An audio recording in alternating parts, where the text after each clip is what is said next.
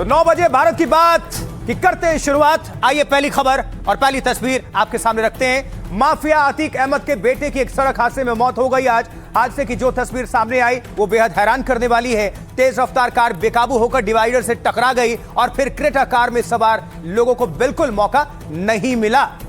अतीक के सबसे छोटे बेटे अबान की मौत हुई है। झांसी में यह सड़क हादसा हुआ। अब पुलिस हादसे का सच पता लगाने में जुटी हुई है।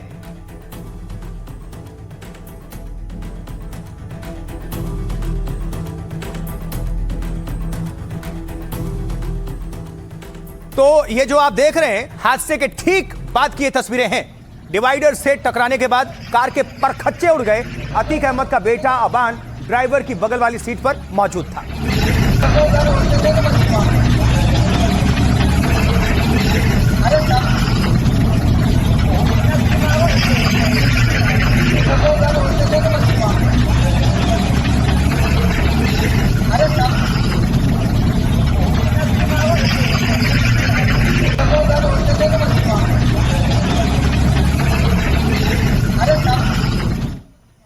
देखिए टक्कर कितनी भयावह थी वो ये तस्वीरें बताने के लिए काफी हैं। हादसे के बाद कार के परखच्चे तोड़े। क्रेटा कार का अगला हिस्सा पूरी तरह से चकनाचूर हो गया। इसी तरफ अतीक का छोटा बेटा अबान कार में बैठा हुआ था। ये तस्वीर देखिए जरा। झांसी में, उत्तर प्रदेश के झांसी में ये सब कुछ हुआ हादसा दुखद। कार का अगला हिस्सा ये चकनाचूर हुआ। टक्कर के बाद कार की स्थिति क्या है देखिए जरा। परखच्चे उड़ गए, शीशा तो चकनाचूर है ही, पूरी कार। अब इसमें कोई कैसे बच सकता। तेज रफ्तार और जाकर डिवाइडर से टकरा गई। ये देखिए कार की हालत।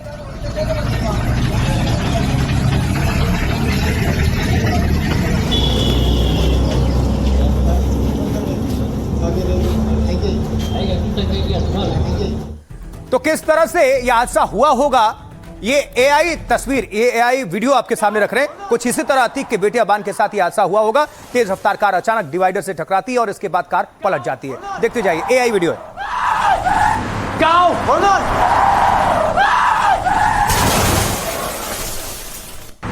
Go! Hold on!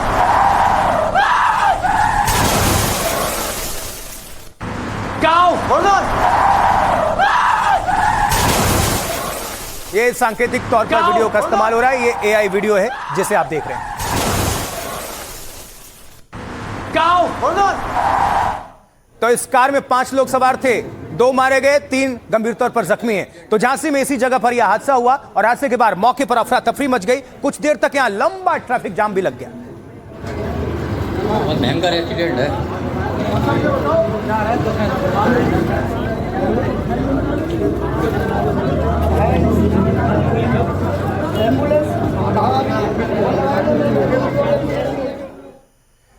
तो मौके पर ही अतीक अहमद के बेटे अबान की मौत हो गई। टक्कर में कार का अगला हिस्सा ज्यादा प्रभावित हुआ और वहीं पर अबान बैठा हुआ था। आगे भूल जा रहा है ना,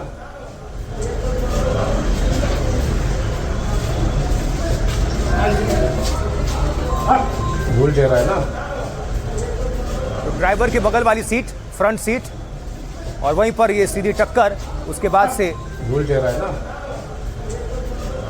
यह हादसा और उसमें जिंदगी चली गई।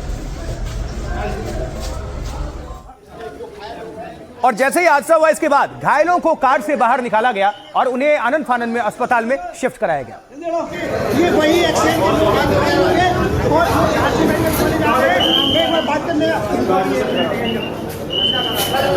नाम क्या है इसका नाम?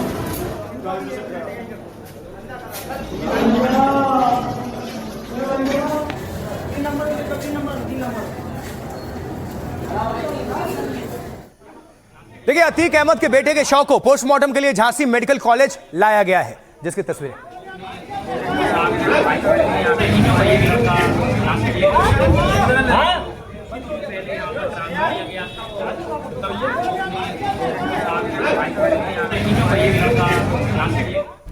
हादसे से जुड़ी कुछ जो डिटेल सामने आ रही हैं वो आपके सामने रख देते हैं। कैसे हुआ होगा हादसा देखिए। माफिया अतीक अहमद के सबसे छोटे बेटे की यह मौत हुई। प्रयागराज से झांसी जाते वक्त कार की जोरदार ये भीषण टक्कर हुई।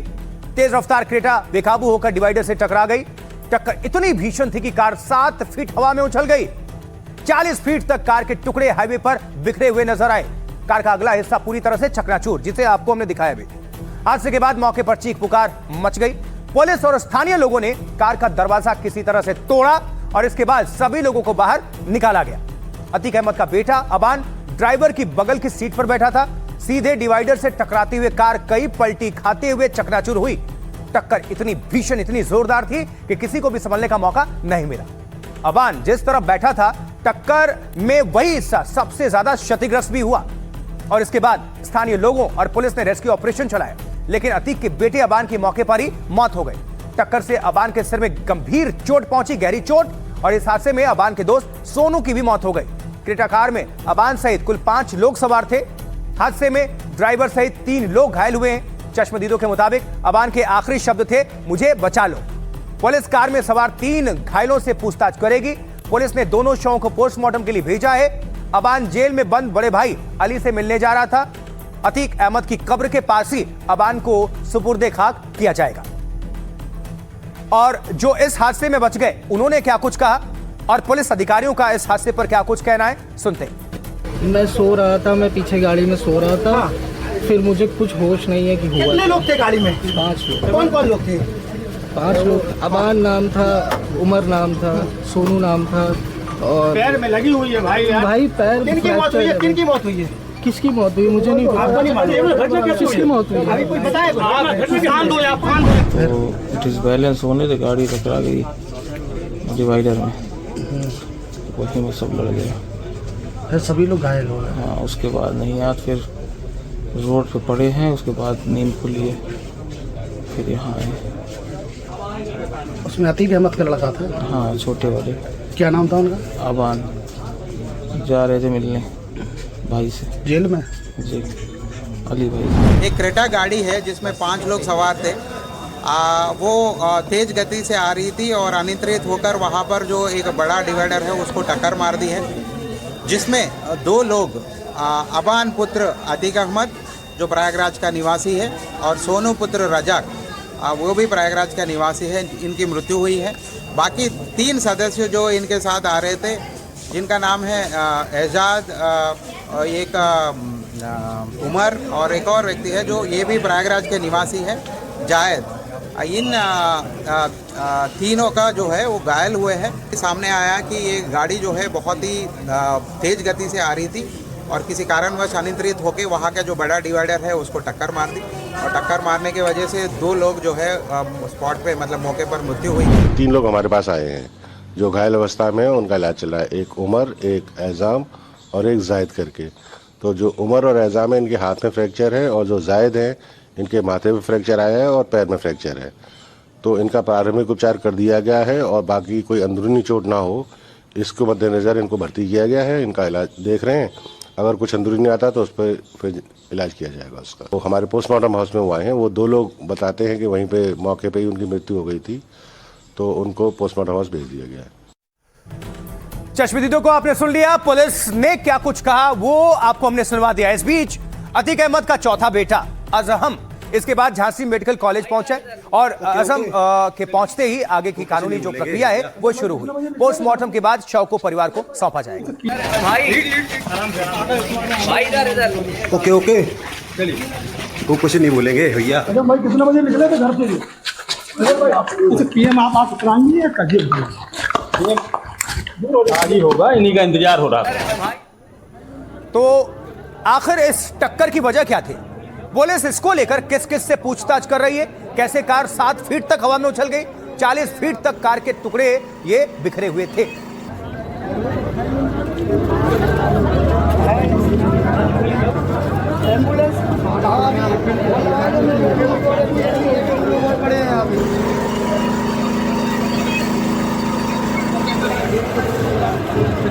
जो अभी तक जानकारी मिल रही है उसको आपके पास पहुंचा देते हैं। कैसे?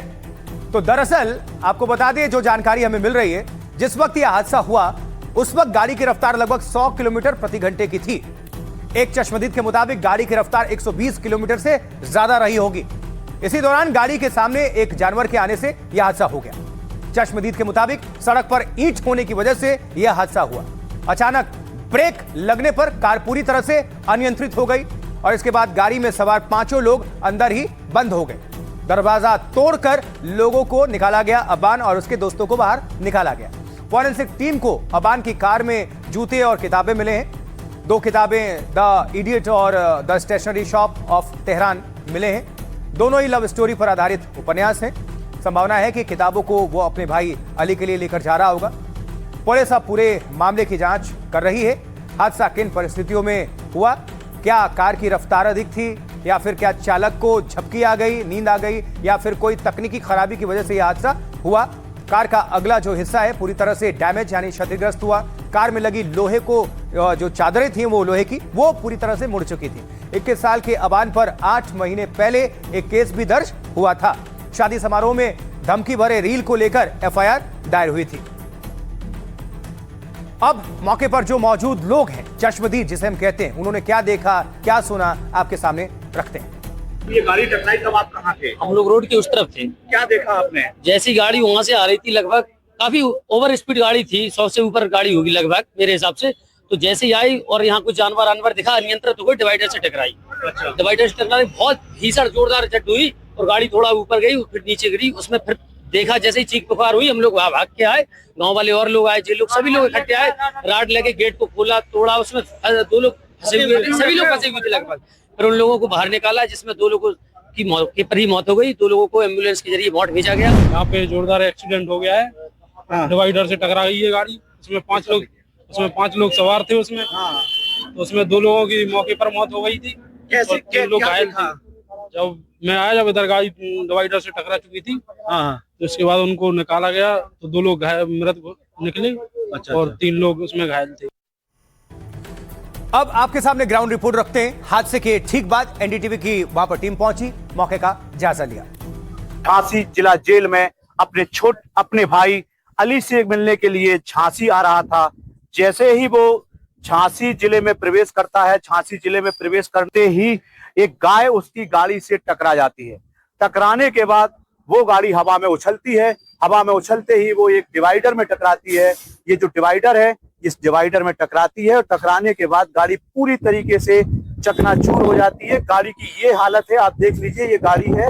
ये गाड़ी की क्या हालत हुई है आपको दिखा रहा हूँ, एक एक चीज दिखा रहा हूँ। इस गाड़ी में जो चीज हुई है, पूरी तरीके से ये गाड़ी चकनाचूर हुई है। ये जो आगे की सीट है, आगे की सीट पे अतीक का बेटा अबनान बैठा हुआ था। बगल में जायद जो ड्राइवर है वो गाड़ी चला रहा था और इसके पीछे जो दूसरा मृतक है साकिब उर्फ सोनू, वो बैठा हुआ था, जिसकी अबनान और साकिर की दोनों की मौके पर मौत हो गई है।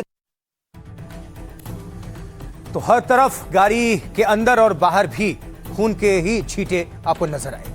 देखिए, झांसी के खिल्ली गांव में यह सड़क हादसा हुआ। कार से जांच टीम को 2 उपन्यास भी मिले हैं, जैसा कि आपको ने बताया। ये किताबें, इसको सुरक्षित रखा गया और चूंकि अपने भाई से अपने जेल में मिलने जा रहा था, हो सकता है किताब भाई के लिए लेकर जा रहा।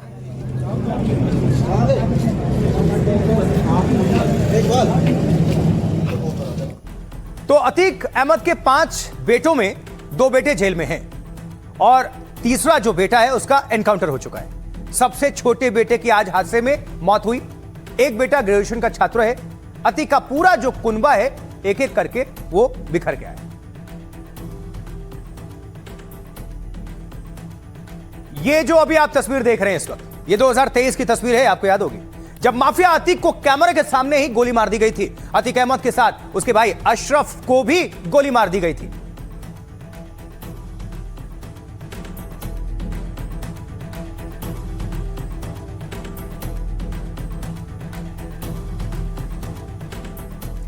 अब जरा जल्दी से आपके सामने रख देते हैं, देखिए कि कैसे बिखर गया धीरे धीरे अतीक अहमद का कुनबा। चलिए जानते हैं। अब देखिए जरा, इसकी शुरुआत ऐसे करते हैं। अतीक अहमद 2023 में हत्या होती है। अतीक अहमद की पत्नी जो है शाइस्ता परवीन, वो 2023 से फरार चल रही है अब तक। और 5 बेटे में उमर जो है लखनऊ जेल में बंद है, अली जो है वो झांसी जेल में बंद है और असद पहले ही एनकाउंटर में ढेर हो चुका है।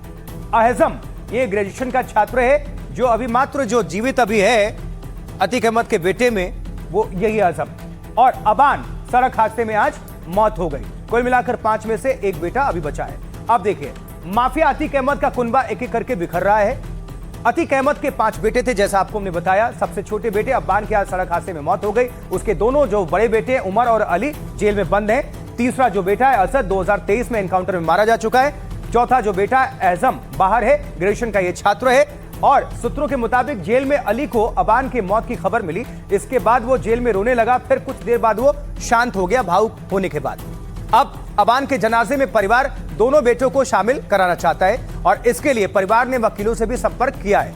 हाईकोर्ट में पैरोल अर्जी दाखिल करने की तैयारी चल रही है। अबान की जेल में अली से मिलने ये जाया करता था।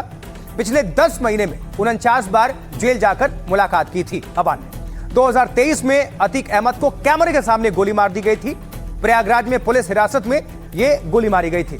इस हमले में अतीक का भाई अशरफ भी उस वक्त मार दिया गया था। इस बीच अतीक अहमद के चौथे बेटे ने अस्पताल पहुंचकर कहा कि जेल में बंद दोनों भाई को जनाजे में आने दिया जाए। बस ये है कि हमारे भाइयों को मिट्टी में आने दिया जाए। बस ये है कि हमारे भाइयों को मिट्टी में आने दिया जाए। अल्लाह की चीज़ थी, अल्लाह ने ले ली, इससे ज़्यादा कुछ नहीं। अल्लाह की चीज़ थी, अल्लाह ने ले ली, इससे ज़्यादा कुछ नहीं। तो सुना आपने, परिवार की मांग है कि पुलिस उसे आने दे, इजाजत मिले दोनों भाइयों को। अब कुछ और डिटेल्स, कुछ और तस्वीरें आपके सामने रखते हैं। चूंकि अतीक और उनके 2 बेटों की मौत हो चुकी है, लेकिन सवाल है कि अतीक की पत्नी शाइस्ता परवीन कहां है? 2023 से अब तक फरार है शाइस्ता परवीन। क्या वो अपने छोटे बेटे के जनाजे में शामिल होंगी? पति अतीक और बेटे असद के जनाजे में वो नहीं पहुंची थी।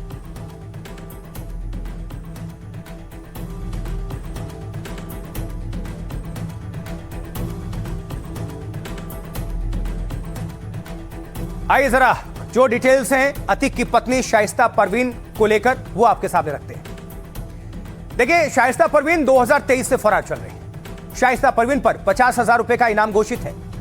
साथ ही शाइस्ता पर 6 केसेस, 6 मुकदमे दर्ज हैं। शाइस्ता अपने पति अतीक अहमद के जनाजे में नहीं पहुंची थी और बेटे असद के एनकाउंटर के बाद भी सामने नहीं आई।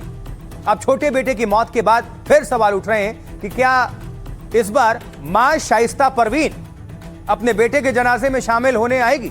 शाइस्ता की तलाश में 9 राज्यों में छापेमारी हुई। पुलिस की स्पेशल टीम के साथ एटीएस की मदद ली गई। शाइस्ता यूपी पुलिस की मोस्ट वांटेड महिला अपराधी की लिस्ट में है, लेकिन अंडरग्राउंड शाइस्ता का कोई लोकेशन अभी तक नहीं मिल सका है। अतीक अहमद की बहन आयशा नूरी और अशरफ की पत्नी भी फरार है। तीनों पर उमेश पाल हत्याकांड में साजिश रचने का आरोप है। साथ ही हमलावरों को मदद देने का भी आरोप बनाया गया था। आरोपी शाइस्ता के सामने आते ही पुलिस उसे गिरफ्तार करेगी। इस वजह से शाइस्ता का बेटे के जनाजे में आना मुश्किल ही लग रहा है। तो अतीक अहमद के बेटे की मौत पर सियासी बयानबाजी भी बहुत तेज है। आइए कौन क्या कह रहा है, सुनते हैं। अब हादसा तो हादसा, उसको दूसरा नहीं देखना। अगर कोई बयानबाजी करता तो जांच का विषय, बिना जांच के बाद कुछ कहना ठीक नहीं। हादसा तो कोई भी कहीं हो सकता है और हादसे में शिकार हैं तो हादसा को सड़क पर हादसे को हादसे के हिसाब से देखा जाना चाहिए, फिर राजनीति। और उसमें एक व्यक्ति संभवतः जो जख्मी है उसने भी पुलिस के सामने बयान दिया है। तो कुछ लोगों का काम ही है हर घटना को विवादित बनाना। कुछ लोगों की मंशा होती है हर घटना को लेकर एक बवंडर खड़ा करना। लेकिन मुझे लगता है कि पुलिस वहां पे जांच कर रही है और पुलिस का भी बयान आया है, ग्रामीणों का भी बयान आया। और सबसे बड़ी बात है कि इस दुर्घटना में जो व्यक्ति जख्मी हुआ है उसका भी बयान आया। उसको सुन लेंगे तो मुझे लगता है आपको सारी चीजें स्पष्ट मालूम है कि गाड़ी डिवाइडर से टकराई है और 3 लोगों की मौत हुई है।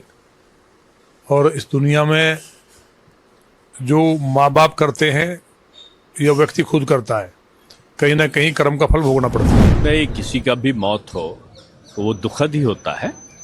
और अब जो प्राकृतिक या ईश्वरीय जो घटनाएं होती हैं, निश्चित रूप में किसी का भी मृत्यु हो वो दुख का ही कारण बनता है। आगे बढ़ते हुए अब बात आज की अगली बड़ी खबर की। तो देखिए, मॉनसून सत्र में कैसे हंगामा बरसा वो भी दिखाएंगे, लेकिन पहले बात करेंगे कैसे राहुल गांधी की गूंज और सांसद रवि किशन के खास मौन व्रत पर कैसे बवाल मचा है। तो लंबे इंतजार के बाद दिल्ली में तेज बारिश हुई तो संसद भवन में भारी हंगामे और बवाल के बीच गृह मंत्री अमित शाह की एंट्री हुई। जो विपक्ष पहले अमित शाह की गैर मौजूदगी पर सवाल उठा रहा था, उसने अमित शाह के आते ही हंगामा के लिए जो वो कर रहे थे सुर बदल दिए और कहने लगे गृह मंत्री जवाब दें तब सदन चलने देंगे।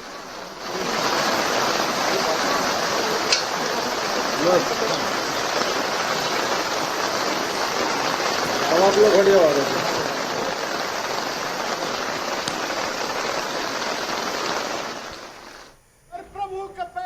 देखिए, संसद में विपक्षी सांसद एक और मुद्दे पर भारी हंगामा और विरोध कर रहे थे, और वो था राम मंदिर में चढ़ावा चोरी का मुद्दा। समाजवादी पार्टी से लेकर कांग्रेस तक के कई सांसद नारे लगाते हुए प्रदर्शन कर रहे थे। तस्वीर देखिए। और प्रभु का पैसा कहां गया? बीजेपी के खाते में। श्री राम का पैसा कहां गया? बीजेपी के खाते में। और चोर लुटेरे कहां मिलेंगे? बीजेपी के दफ्तर में। और चोर लुटेरे कहां मिलेंगे? बीजेपी के दफ्तर में। मतदान का पैसा कहां गया? बीजेपी के दफ्तर में। गंदा चोर कहां मिलेंगे? बीजेपी। तो नारेबाजी, विरोध प्रदर्शन आपने देख ली, सुन ली। अब भारी बारिश के बीच राहुल गांधी और उनकी बहन प्रियंका गांधी वाड्रा संसद पहुंचे। कभी वो छाते में रहे तो कभी बारिश में भीगते हुए विपक्ष की रणनीति को धार देने और सरकार को घेरने का प्लान बनाते दिखे।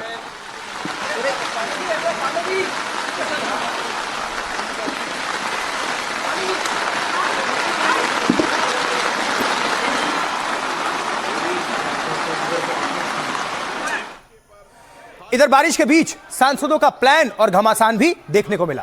तो संसद के अंदर फिर आज बवाल ही बवाल देखने को मिला है। लोकसभा से लेकर राज्यसभा तक में काम कम और हंगामा भरपूर हुआ। मुद्दे हर विषय पर, हर विधेयक पर पर्याप्त समय आपको मिलेगा। आप चर्चा संवाद में अपनी बात की अभिव्यक्ति कर सकते हैं। आप सदन नहीं चलाना चाहते, ये सदन का आचरण आपका उचित नहीं है। मैं पुनः आपसे आग्रह कर रहा हूं, सदन की कार्रवाई आज 2 बजे तक के लिए स्थगित की जाती है। मुद्दे हर विषय पर। देखिए, संसद में हंगामा और बवाल के बीच एक मौन की चर्चा सबसे ज्यादा रही है। जी हां, सांसद रवि किशन आज एक बार फिर से मौन नजर आए। मीडिया सवाल पर सवाल दागती रही, लेकिन सवालों के हर बाउंसर का रवि किशन मुस्कान और खामोशी से पीडीए का फॉर्म बदल दिया है, जवाब देते रहे। क्या कहेंगे? बोल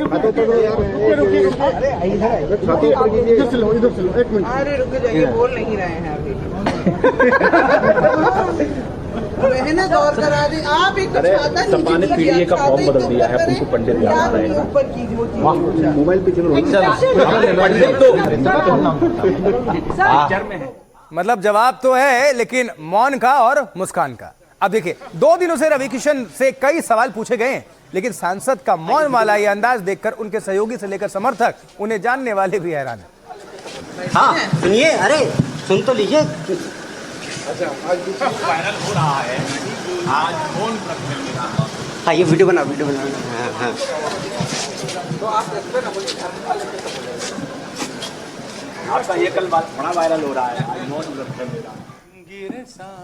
तो संसद में रवि किशन ने मौन व्रत ले लिया, तो उन्हीं के एक साथी सांसद मानसून में सुरों के तराने छेड़ने लगे। जी हां, टीएमसी के सांसद बाबुल सुप्रियो ने मानसूनी सॉन्ग से सत्र के भीग जाने की कसक थोड़ी कम कर दी। सुनवा देते हैं थोड़ी। रिम झिम गिरे सावन, सुलग सुलग जाए मन, भीगे आज इस मौसम में, लगी कैसी ये अगन। चलिए जरा आपको दिखा देते हैं मौन से लेकर मीम के किंग तक कैसे रवि किशन आजकल सुर्खियों में हैं। तो देखिए, गोरखपुर के सांसद अभिनेता रवि किशन इन दिनों सोशल मीडिया पर छाए हुए हैं। रवि किशन से जुड़े मीम्स और रील्स दुनिया भर में वायरल हो रहे हैं। अभी नीट पेपर लीक से लेकर संसद में उनके अंदाज पर खूब मीम तैयार हो रहे हैं। लोग उनका मजाक भी उड़ा रहे हैं, लेकिन रवि किशन इसे हल्के अंदाज में लेते हैं। ये देखते भी रहिए, साथ साथ आपको दिखा भी रहे हैं जो वायरल भी हो रहे हैं। आमतौर पर हस्तियां ट्रोल होने या फिर मीम बनाने पर नाराज हो जाती हैं, लेकिन रवि किशन के बेबाक और सरल अंदाज से वो खूब लोकप्रिय हो रहे हैं। पिछले दिनों फिल्म के ट्रेलर लॉन्च पर रवि किशन ने अनोखा जवाब भी दिया। कहा, महादेव की कसम मुझे नहीं पता कि मैं वायरल क्यों हो जाता हूं।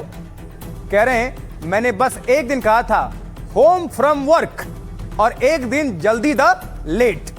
अब हर विषय पर बेबाक राय रखने वाले रवि किशन की संसद में नए अंदाज की चर्चा है। सुर्खियों में लगातार दूसरे दिन संसद में उन्होंने किसी सवाल का जवाब नहीं दिया।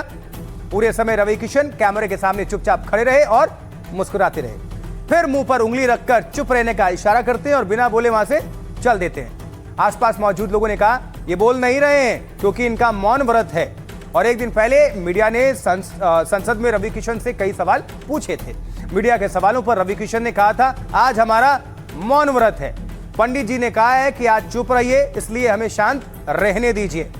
रवि किशन, तो रवि किशन के मौन वाले अंदाज की खूब चर्चा है। अब आपको भी सुनवा देते हैं 2 दिन से मौन पर संसद में रवि किशन क्या कह रहे हैं और क्या कर रहे हैं। आज मौन व्रत, आज हमारे को पंडित जी बोले हैं मौन रहिएगा, क्या करें, आज मौन व्रत है हमारा, आज शांत रहने दो हमको। मामला लीगल तो नहीं है ना, मौन है। नहीं, माँ बहन चरित्र कुमार गुप्ता जी, चरित्र कुमार गुप्ता जी मौन तोड़वाएंगे मतलब आज आप? हाँ सुनिए, अरे सुन तो लीजिए।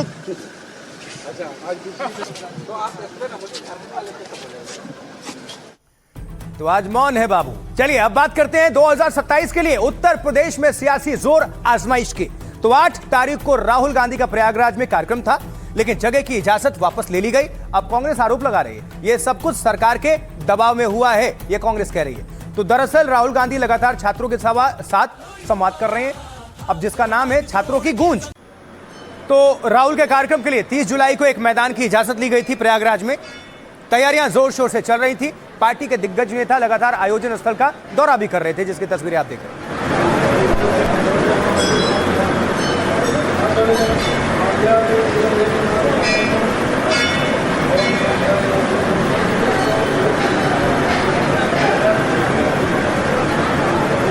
कांग्रेस चीफ अजय राय की तस्वीर, लेटे हनुमान जी के दर्शन प्रयागराज स्थित संगम तट के किनारे मौजूद लेटे हनुमान जी।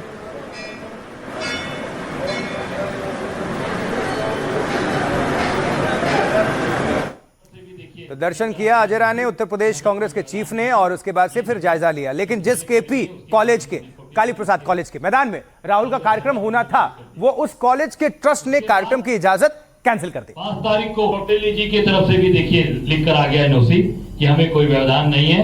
ये जगह जो खेल एकेडमी है उसके लिए भी उन्होंने कौटिल्य जी उसके सर्वा उन्होंने भी लिख कर दे दिया। उसके बाद 5 तारीख को सरकार के दबाव में सरकार ने दबाव बनाया, जैसे कोटा में निरस्त हुआ था, जैसे देहरादून में हुआ था, वैसे ही यहाँ पर भी निरस्त की कार्रवाई करवाई गई, सरकार के द्वारा कराई गई। कौटिल्य जी। तो चलिए अब आपको जल्दी से बता देते हैं कि आखिर क्यों कैंसिल हुआ राहुल गांधी का कार्यक्रम और क्या दी गई है दलील। तो सुनिए, 8 अगस्त को प्रयागराज में राहुल गांधी का एक कार्यक्रम तय था, लेकिन दौरे से ऐन पहले कार्यक्रम की बुकिंग कैंसिल कर दी गई। छात्रों की गूंज नाम के कार्यक्रम में राहुल छात्रों से संवाद करने वाले थे। प्रतियोगी छात्रों से पेपर लीक, बेरोजगारी जैसे मुद्दों पर चर्चा करने वाले थे। इस कार्यक्रम का आयोजन केपी कॉलेज मैदान में तय किया गया था, लेकिन ऐन वक्त पर केपी ट्रस्ट ने इस कार्यक्रम की बुकिंग कैंसिल कर दी।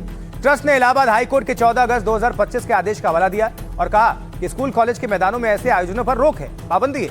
ट्रस्ट के मुताबिक शनिवार को कार्यक्रम से स्कूलों में पढ़ाई पर असर होगा, साथ ही बारिश में आउटडोर ग्राउंड खराब होने की आशंका जताई गई। ट्रस्ट ने सुझाव दिया कि बारिश के बाद छुट्टी के दिन कार्यक्रम रखा जाए। दूसरी ओर कांग्रेस केपी ट्रस्ट की दलीलों को खारिज कर रही है। कांग्रेस ने कहा है कि इजाजत के वक्त किसी शर्त का जिक्र नहीं किया गया। कांग्रेस का आरोप है कि सरकार के दबाव में इजाजत कैंसिल कर दी गई। कांग्रेस ने सरकार पर राहुल के कार्यक्रम रोकने का आरोप लगाया। तो अब सुनिए आप राहुल के कार्यक्रम को लेकर कैसे सियासी बवाल है। प्रयागराज में जो कार्यक्रम होना था, पता नहीं किस बात से डर रहे हैं। प्रयागराज में जो कार्यक्रम होना था, पता नहीं किस बात से डर रहे हैं। 30 तारीख का परमिशन है, ये 30 तारीख का परमिशन दिया हुआ है, आप देख सकते हैं। वही ट्रस्ट ने, उसी संस्था ने 30 तारीख को परमिशन दिया और बाकायदे लिखा पढ़ी में, और इसमें आप देख सकते हैं इसमें इनकी रसीद भी है, ये रसीद भी है। 51,000 रुपये साफ सफाई के लिए उन्होंने जमा कराया है, पैसा ये जमा भी हुआ है। ये 31 तारीख को जमा है, वो 30 तारीख का आदेश है, 31 को ये जमा हुआ है। तो उस समय जब आपने परमिशन दिया, उसमें आपको हाई कोर्ट के आदेश का या वहाँ हाई कोर्ट के निर्णय का आपको जानकारी नहीं थी। इससे साबित होता है कि पूरी तरीके से सरकार के दबाव में ये सारी चीजें की गई हैं। सरकार घबरा गई है राहुल जी से। जिलाधीश को देखना, कलेक्टर को लैंड ऑर्डर के लिए कौन सा निर्णय करना मुफीद है वो करते हैं। ये अपना काम करें, कानून की हद में रहेंगे तो जो चाहे वो कर सकते हैं। कानून तोड़ेंगे तो कानून फिर अपना काम करेंगे। डरते हैं, वो डरते हैं राहुल गांधी से। संसद में भी नहीं आते राहुल गांधी के सामने, और जहां राहुल गांधी छात्रों की गूंज करने जाते हैं वहां हर बार प्रॉब्लम करने की कोशिश करते हैं। करते रहे, ये छात्रों की शक्ति है, ये राहुल गांधी की शक्ति है, ये विपक्ष की शक्ति है। इसके आगे इनका डर कामयाब नहीं होगा। हम अपना काम करते रहेंगे, ये कार्यक्रम होके रहेंगे। कार्यक्रम तो होंगे ही, चाहे जो रोक ले। कैसे आप रोक सकते कार्यक्रम करने से? तो ऐसा करिए कि डेमोक्रेसी आप खत्म करिए, एक ताज पहन के आप लोग बैठ लीजिए। अगर आप कार्यक्रम नहीं करने देंगे, आप कल को जनेश्वर मिश्र में पार्क में कार्यक्रम नहीं करने दिया गया, आप कैसे रोक सकते हैं डेमोक्रेटिक सिस्टम में किसी को भी रैली करने से, किसी को भी चुनाव, किसी को भी लाइक मीटिंग्स करने के लिए? मैं समझती हूँ सरकार पूरी तरह लोकतंत्र को खत्म करना चाहती है, संविधान को मिटाना चाहती है। परमिशन, ये अराजकता फैलाने का, अशांति फैलाने का काम राहुल गांधी को छात्रों के भविष्य से, छात्रों के कल्याण से, छात्रों के हित से कुछ लेना देना नहीं है। राहुल गांधी का एक 1 पॉइंट प्रोग्राम है अराजकता फैलाना, अशांति फैलाना, उन लोगों को दिग्भ्रमित करके और छात्रों को और उग्रवाद में झोंकना। तो ये काम प्रशासन नहीं होने देगा। तो माननीय ने क्या कहा आपने सुन लिया। पक्ष और विपक्ष दोनों की जो प्रतिक्रिया है, दोनों के बयान जो है वो आपके सामने हमने रख दिया। आगे बढ़ते हुए अब इसी से जुड़ी अगली खबर, अगली तस्वीर, क्योंकि देखिए संसद का मानसून सत्र चल रहा है। अब मानसून सत्र है तो बारिश भी संसद को भिगो रही है और झमाझम बारिश में पूरा का पूरा संसद जो परिसर है वो अद्भुत खूबसूरत दिखाई देता है इस वक्त।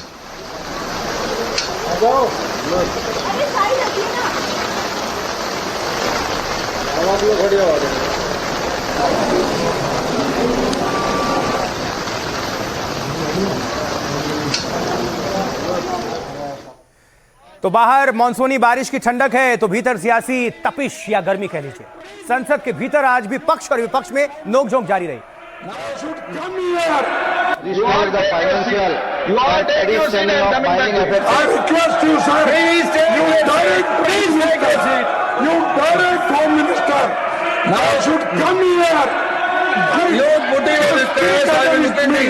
You are married, you are request, I will look into it.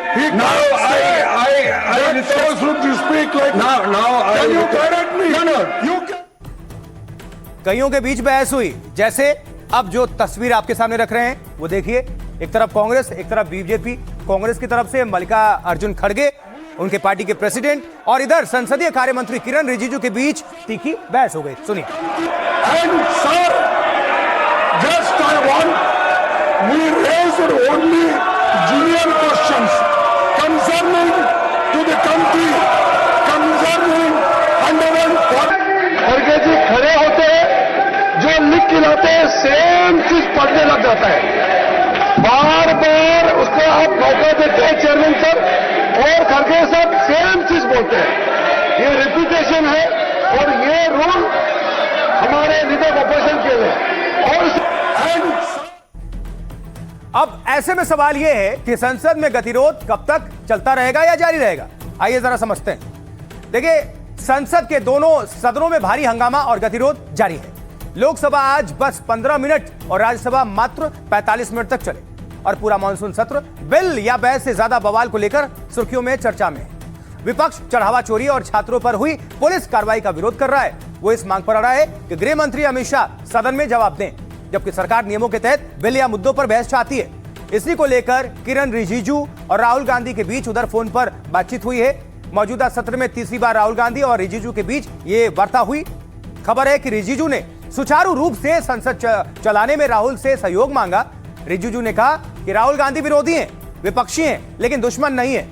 Rahul ने भी सदन चलाने पर सहयोगियों से चर्चा का भरोसा दिया, ये जो सूत्र बता रहे हैं। इससे पहले राज्यसभा में आज खड़गे और रिजिजू में तीखी बहस हो गई। मल्लिकार्जुन खड़गे ने कहा, क्या, कब और कैसे बोलना है यह तय करना मेरा अधिकार है, लेकिन सत्ता पक्ष ज्यादती कर रहा है और हमारे सांसदों का अपमान कर रहा है। फिर रिजिजू ने कहा कि कांग्रेस अध्यक्ष विपक्ष के नए सदस्यों को मौका नहीं दे रहे, वो एक ही मुद्दे पर बार बार बोलकर सदन में समय बर्बाद कर रहे हैं। पवन खेड़ा कांग्रेस के नए सांसद हैं, लेकिन वेलकम स्पीच तक नहीं दे पाए। और अब आपको सुनवाते हैं राज्यसभा में क्या कुछ हुआ, जरा सुनते हैं।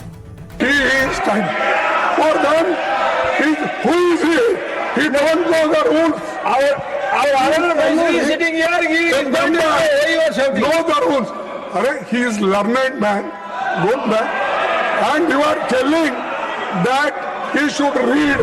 Direct him तो डिसकंटिन्यू हिज स्पीच। हर दिन खड़गे जी खड़े होते हैं, जो लिख के लाते हैं सेम चीज पढ़ने लग जाता है। बार बार उसको आप मौका देते हैं चेयरमैन सर, और खड़गे साहब सेम चीज बोलते हैं। ये रिपीटेशन है और ये रूल हमारे लीडर ऑपोजिशन के लिए। और सर कांग्रेस के ये नए एक सदस्य आए हैं, इनके नाम है पवन खेड़ा। इनका अभी मैडम स्पीच भी नहीं हुआ, इनका अभी सदन में मैडम स्पीच भी नहीं हुआ, अभी लिखना नहीं है और रूल पहले रूल पढ़ना चाहिए। ये तो संसद के अंदर गतिरोध, उसको आपके सामने हमने रख दिया। तीखी बहस आपने सुनी। अब आपको आगे लिए चलते हैं। कहां? झारखंड की राजधानी रांची, क्योंकि वहां चल रहा है आंदोलन। अब देखिए, ये जो तस्वीर आप देख रहे हैं झारखंड की राजधानी रांची में, ये छात्रों का आंदोलन चल रहा है। सुनवाते हैं थोड़ा।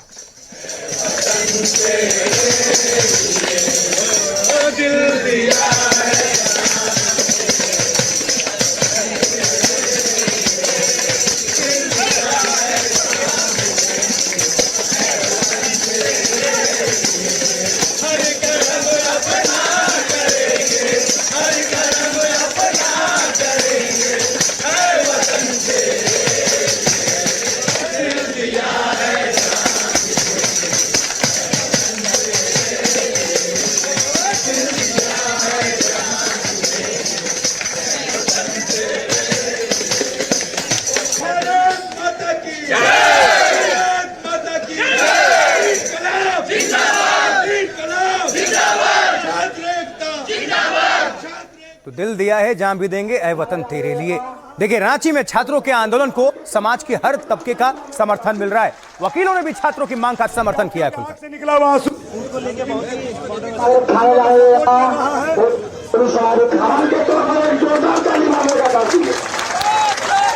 विद्यार्थियों के आंख से निकला हुआ आंसू बाढ़ समान इन सबको बहा करके नेस्तो नाबूद कर देगा यहाँ की सरकार को, जो इन बच्चों के भविष्य को बेचने का काम करती है।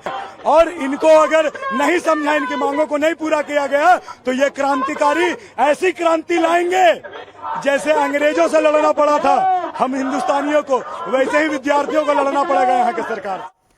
तो छात्र हित को देखते हुए छात्रों की मांगों के लिए हर तबके से समर्थन मिल रहा है और राज्य के कई हिस्सों में भी आवाज बुलंद हो रहे हैं। अब इस बीच जो छात्रों की मांग है उनका समर्थन तो किया जा रहा है, हर आवाज बुलंद हो रही है और विधानसभा के बाहर भी विरोध प्रदर्शन हमें देखने को मिल रहा है। सुनिए।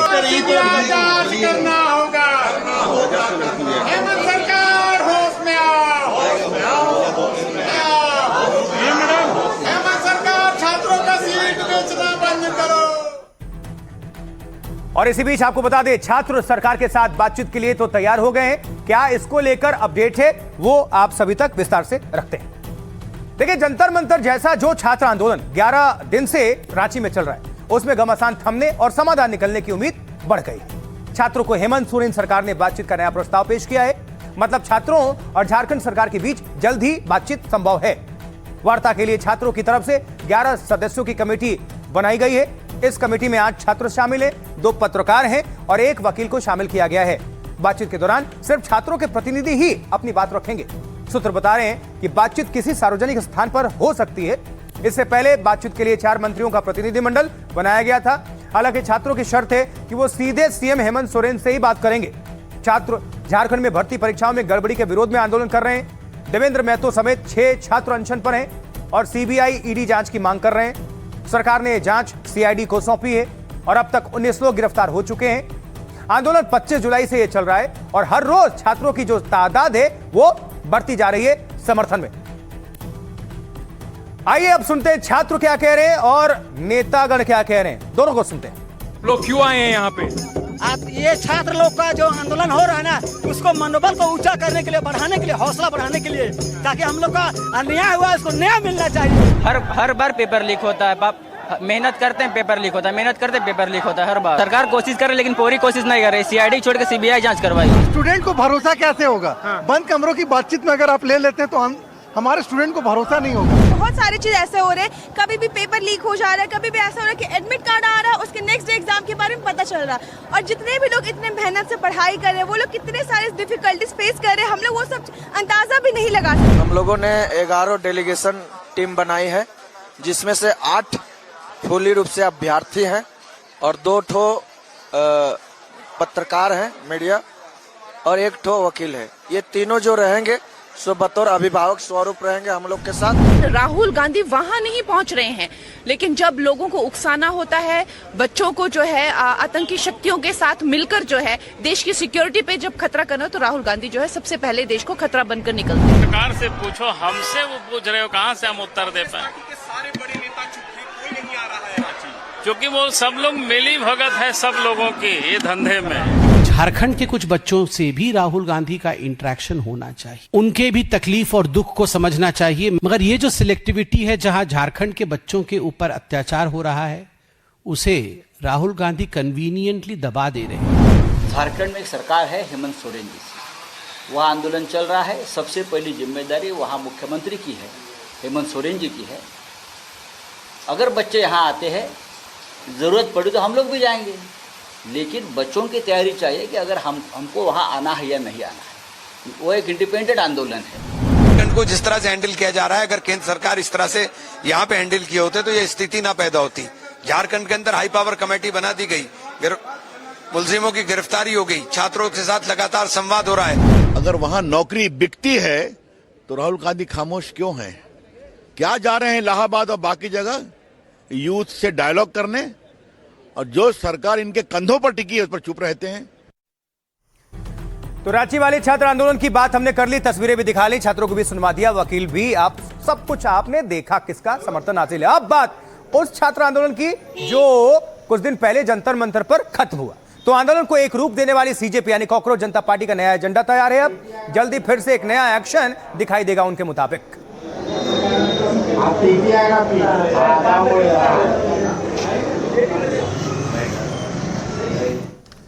देखिए, कॉकरोच जनता पार्टी ने 2 दिनों की बैठक की और उसके बाद अपनी कार्य समिति की भी ऐलान कर दिया। सीजेपी ने अपना नया एक्शन प्लान भी तैयार किया है।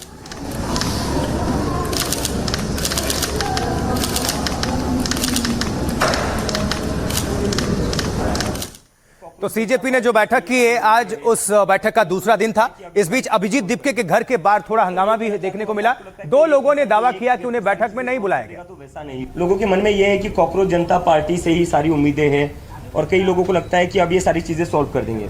मैं उस पर यह कहना चाहता हूँ, अगर आपको लगता है कोई एक इंसान, कोई एक व्यक्ति सारी चीजें सॉल्व कर देगा, तो वैसा नहीं होगा। जो भी इंसान आपसे ये कहता है कि वो सारी चीजें सॉल्व कर देगा, वो झूठ कह रहा है, जिसका सबसे बड़ा उदाहरण हमने 2014 में देखा था।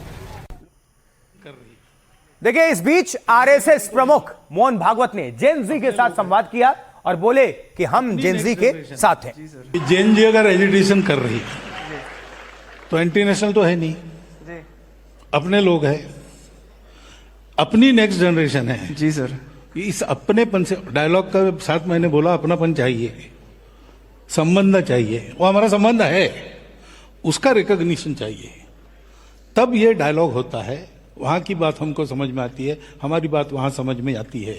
लेकिन मुझे अगर आंख मूंदकर विश्वास रखने के लिए कहा तो मैं जैन जी पर विश्वास रखूंगा। जैन जी अगर एजिटेशन कर रही है। और इस बीच अब आइए आपको दिखाते हैं क्या है सीजेपी की प्लानिंग यानी तैयारी। तो ये रही आपके सामने। देखिए, सितंबर महीने से क्या बोलती पब्लिक अभियान की शुरुआत होगी सीजेपी की तरफ से। इस अभियान के सीजेपी के नेता और कार्यकर्ता पूरे देश का दौरा करेंगे और जानेंगे कि देश के वर्तमान हालात पर जनता क्या सोच रही है। साथ ही ये जानने की कोशिश भी होगी कि लोग क्या चाहते हैं। सीजेपी ये फैसले ने महाराष्ट्र में 2 दिनों की बैठक के बाद लिए हैं। सीजेपी के एक्शन प्लान में शिक्षा समेत 5 बड़े मुद्दे शामिल किए गए हैं। शिक्षा व्यवस्था को ठीक करने के लिए बड़ी लड़ाई का ऐलान किया गया है। सीजेपी का दूसरा मुद्दा न्याय व्यवस्था को मजबूत और पारदर्शी बनाना है। कॉकरोच जनता पार्टी के 5 बड़े मुद्दों में से एक मुद्दा रोजगार का होगा। अभिजीत दीपके ने कहा कि बेरोजगारी को अब देशव्यापी मुद्दा बनाया जाएगा। कॉकरोच जनता पार्टी के एजेंडे में चुनावी सुधार का मुद्दा भी शामिल है। सीजेपी फिलहाल सियासी पार्टी नहीं बनेगी, यह ऐलान पहले ही हो चुका है। बैठक के बाद दीपके ने युवाओं से सीजेपी के साथ जुड़ने की अपील की। अब सीजेपी ने अपनी राष्ट्रीय कार्यकारिणी का भी ऐलान कर दिया है। इस कार्यकारिणी में अभिजीत दीपके समेत 14 लोगों को जगह दी गई है। ये है पूरी कहानी। आंदोलन और सियासत को लेकर कॉकरोच जनता पार्टी का आगे का प्लान क्या है और जेएनजी पर मोहन भागवत ने आज क्या बड़ा बयान दिया, सुनते हैं। सितंबर के महीने में कॉकरोच जनता पार्टी एक नेशन वाइड कैंपेन शुरू करने जा रही है। इस कैंपेन का नाम होगा क्या बोलती पब्लिक, क्योंकि अभी जो जरूरत है वो पब्लिक की बात होने का जरूरत है। पब्लिक को अपनी बात रखनी पड़ेगी, पब्लिक की आवाज सुनने का वक्त आ चुका है अब। और अगर आप पब्लिक की आवाज नहीं सुनोगे तो पब्लिक ये सड़कों पर उतरेगी। जो नई पीढ़ी है जेएनजी जेन अल्फा, ये अभी जो हमारी एग्जिस्टिंग पीढ़ी है उससे ज्यादा ऑनेस्ट है। अरे वाह, बढ़िया है। और देशभक्ति और सेवा का ऑनेस्ट अपील उसमें चलती है। जेएनजी अगर एजिटेशन कर रही है तो एंटी नेशनल तो है नहीं, अपने लोग हैं, अपनी नेक्स्ट जनरेशन है। जी सर, इस अपनेपन से डायलॉग का साथ मैंने बोला अपनापन चाहिए, संबंध चाहिए, वो हमारा संबंध है, उसका रिकॉग्निशन चाहिए, तब ये डायलॉग होता है। वहां की बात हमको समझ में आती है, हमारी बात वहां समझ में आती है, ये होता है। आगे लिए चलते हैं पश्चिम बंगाल, क्योंकि बंगाल में भी एक नया बवाल है और इस बार बवाल की वजह है धार्मिक स्थलों से लाउड स्पीकर को उतरवाना। आरोप लग रहे हैं कि मुख्यमंत्री शुभेंदु अधिकारी मस्जिदों से लाउड स्पीकर उतरवा रहे हैं, ये आरोप लगाए रहे हैं।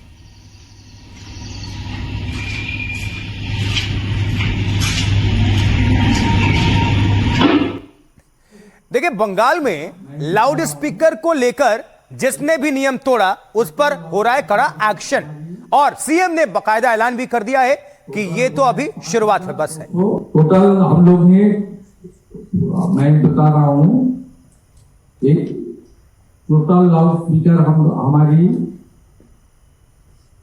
टोटल हुआ है 5299। इसके अंदर मॉक्स से एमिकेबली, नो फोर्सफुली, जो मॉक्स का कमिटी है, जो उनका ये है, उस लोग ने पुलिस का बात से उतार लिया।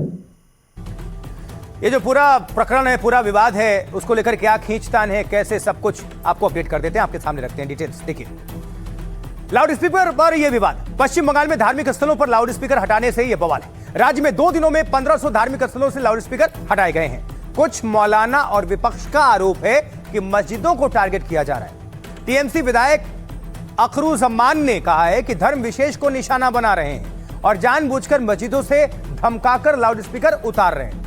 आईएसएफ के विधायक नौशाद सिद्दीकी ने तो डीजीपी को शिकायती चिट्ठी लिखी और आरोप लगाया कि पुलिस बिना नोटिस लाउड स्पीकर हटवा रही है। पुलिस पर साफ गाइडलाइंस जारी नहीं करने का भी आरोप लगाया जा रहा है, लेकिन पुलिस ध्वनि सीमा का उल्लंघन होने पर कार्रवाई की बात कह रही है। पुलिस के मुताबिक वो ध्वनि प्रदूषण कम करने का अभियान चला रहे हैं और अभियान का मकसद किसी धर्म विशेष को निशाना बनाना नहीं है। बंगाल में 1279 मस्जिदों के साथ 199 मंदिरों से भी लाउड स्पीकर हटाए गए हैं और सभी धार्मिक स्थलों पर लाउड स्पीकर नियम तोड़ने के चलते हटाए गए हैं। लाउड स्पीकर को लेकर पश्चिम बंगाल में वैसे तो साल 2000 से खास नियम है। इसके तहत रात 10 बजे से सुबह 6 बजे तक लाउड स्पीकर बजाना बैन है, मतलब नहीं बजेंगे। बाकी समय लाउड स्पीकर के इस्तेमाल से पहले पुलिस की मंजूरी जरूरी है। साथ ही निर्धारित 50 से 75 डेसिबल की ध्वनि सीमा का पालन भी जरूरी है। जिन धार्मिक स्थलों पे इन नियमों की अनदेखी की गई उन पर एक्शन हुआ। बंगाल पुलिस का ध्वनि प्रदूषण कम करने का यह अभियान चलता रहेगा, यानी बंगाल में नियम टूटा तो मंदिर और मस्जिद से लाउड स्पीकर उतर जाएगा। पश्चिम बंगाल में लाउड स्पीकर हटाने पर कैसे सियासी संग्राम है, अब जरा वो भी सुनिए। जो लोग लाउड स्पीकर उतार रहे हैं, पुलिस प्रशासन जो भी कर रही है वो विदाउट कानून कर रही है। कोई कानून नहीं है ऐसा कि लाउड स्पीकर उतारो आप। और ये सिर्फ वोट बैंक की राजनीति है, मुसलमानों के साथ खींच है, मुसलमानों के साथ अड़ना भिड़ना है। आपने देखा बंगाल सरकार कई बार मुसलमानों के साथ भिड़कर जो है मुंह की खाई है उसने। भारत के मुसलमानों को इंडोनेशिया जाना चाहिए, वहां देखना चाहिए कि जो 5 रोजाना नमाज पढ़ते हैं वो दीपावली का दिया भी जलाते हैं, राम कथा में भी आते हैं और सभी परंपराओं का सम्मान भी करते हैं। ऐसा हमने इंडोनेशिया में जाकर के देखा। बाली एक जगह है जहां हिंदुत्व बाहुल्य लोग रहते हैं, वहां पर हिंदू अपने नववर्ष पर 24 घंटे का निर्जला आहार करता, मौन व्रत करता और उसका सपोर्ट वहां के मुसलमान माइक से अजान नहीं पढ़ते, ऐसा करते। क्या ऑर्डर किया है, नोटिफिकेशन किया है, किस ऑर्डर के बेसिस से हम लोग को बोल रहे हैं, कोई नहीं देखा। बोले कि हम लोग बोला तो हो गया, लेकिन हमारा बात ऐसे यही है, अगर उतारना है तो रिटर्न कोई आपका ऑर्डर देना होगा। दूसरा बात आए तो पुलिस आके उतार दो। हम आदमी को ऐसा ही बोला, अब तहसील में लड़ाई में मत जाओ, क्योंकि अभी बीजेपी पीछे है, बंगाल में सत्ता में है लेकिन जो प्रॉमिस किया फुलफिल नहीं कर पाया। तो बीजेपी का कम्युनल एजेंडा का अंश है, मुसलमान लोगों को रहने नहीं देगा, मुसलमान को नाम और निशान मिटा देगा। हम तो निंदा करते हैं इसको। देखिए, पश्चिम बंगाल का पुलिस क्या कर रहा है इसका जवाब पश्चिम बंगाल का पुलिस ही दे सकता है, या पश्चिम बंगाल का जो गृह मंत्री है वो दे सकते हैं। हम पार्टी का बात बता सकते हैं। हम लोगों का स्टैंड एकदम साफ है, जो चाहे मंदिर हो या मस्जिद हो, जिसको नमाज अदा करना है, अजान देना है, वो शांति से मस्जिद के भीतर बैठ के दे। जिसको हनुमान चालीसा का पाठ करना है वो भी हनुमान जी का मूर्ति का सामने बैठकर पाठ करे। तो ये बात हो गई बंगाल की। अब आगे बढ़ते हुए आपको लिए चलते हैं बांग्लादेश। कल शेख हसीना ने वर्चुअल तौर पर प्रेस कॉन्फ्रेंस की, जिसके बाद बांग्लादेश में कट्टरपंथी एक्टिव हो गए और हिंसा भड़क उठी। और इस बार कट्टरपंथियों के टारगेट पर पूर्व बांग्लादेशी क्रिकेटर शाकिब उल हसन है, उनका घर है।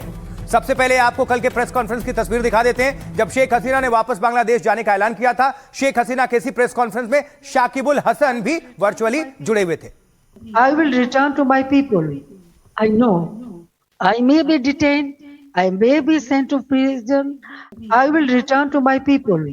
I know I may be detained, I may be sent to prison.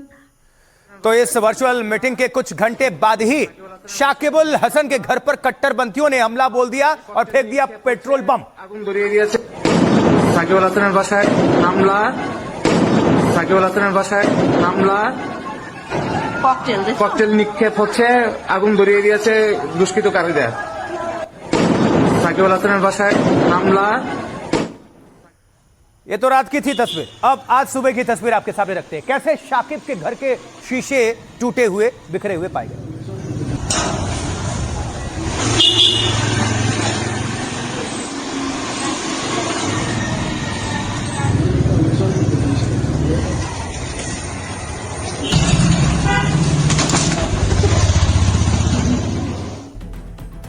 और अब आपके सामने पूरा जो ये मामला है वो रख देते हैं, समझिए।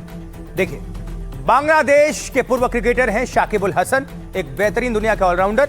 घर पर इनके अटैक हो गया। शाकिब उल हसन कल शेख हसीना की वर्चुअल मीटिंग में शामिल हुए थे। उसके कुछ घंटे बाद ही बांग्लादेश के मुगरा में उनके घर पर कट्टरपंथियों ने हमला बोल दिया।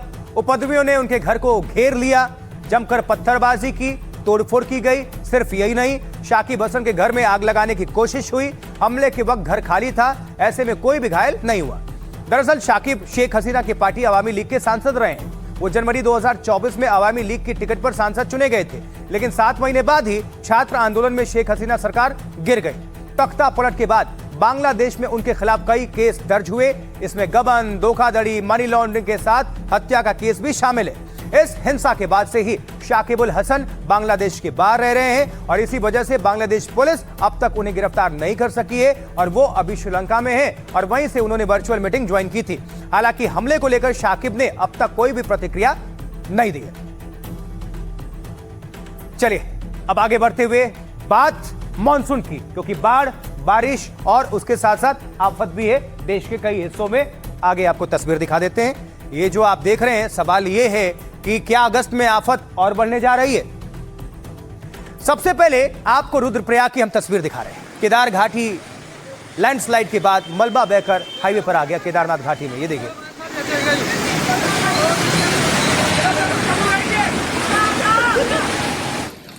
तो इस वक्त रुद्रप्रयाग में हाल ये है कि अलकनंदा नदी ब्रिज के ऊपर से बह रही है।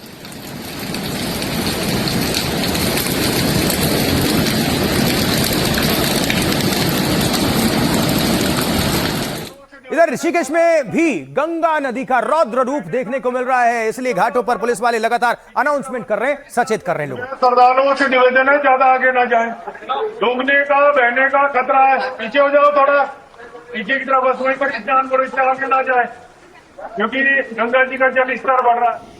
उधर जम्मू कश्मीर के कुलगाम में भी बादल फटने के बाद भारी तबाही मच गई।